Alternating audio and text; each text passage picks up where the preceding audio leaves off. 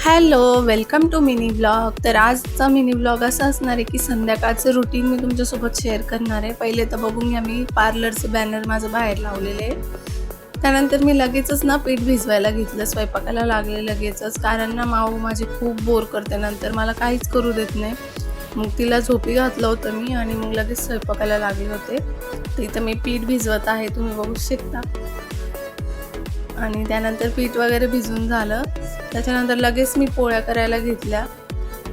आणि जशा मी पोळ्या केल्या, माझ्या चपात्या वगैरे सगळं झालं ना, लगेच माऊ उठून गेली. आणि त्यानंतर ना इशूच्या पप्पांनी भाजीपाला वगैरे आणला होता. मग म्हटलं आधी तो ठेवून देते, नंतर मग भाजी करते. भाजीला मग काही समजत नव्हतं काय करावं. आता असल्यावर पण समजत नाही काय करायचं आणि नसल्यावर पण समजत नाही की भाजीला काय करायचं. तुमच्यासोबत पण असं होतं का? नक्की सांगा मला कमेंटमध्ये. आणि तो व्यवस्थित ठेवल्याशिवाय ना मला तितकं जिवार येतं ते भाजीपाला निवडायचं वगैरे, खूप कंटाळा येतो.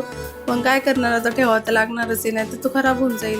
त्यामुळे मी व्यवस्थित सगळं आधी हे केलं. आणि मग हे पालकाच्या गड्ड्या वगैरे असे मी ठेवत असते तोपर्यंत, जोपर्यंत मी बाकीचा भाजीपाला ठेवत नाही तोपर्यंत. कारण सगळं पाणी वगैरे असलं ना त्याच्यातलं निघून जातं, त्याने काय होतं भाजी खराब होत नाही. आणि कोथिंबीर ना जास्त करून डब्यातच ठेवायची, ही टीप मी तुम्हाला सांगते. कारण कॅरी बॅगमध्ये ठेवलं ना खूप घाम येतो तिला. त्यानंतर मी इथे शेंगदाणे भाजायला घेतले, कारण दिलपसंतची भाजी करायची होती.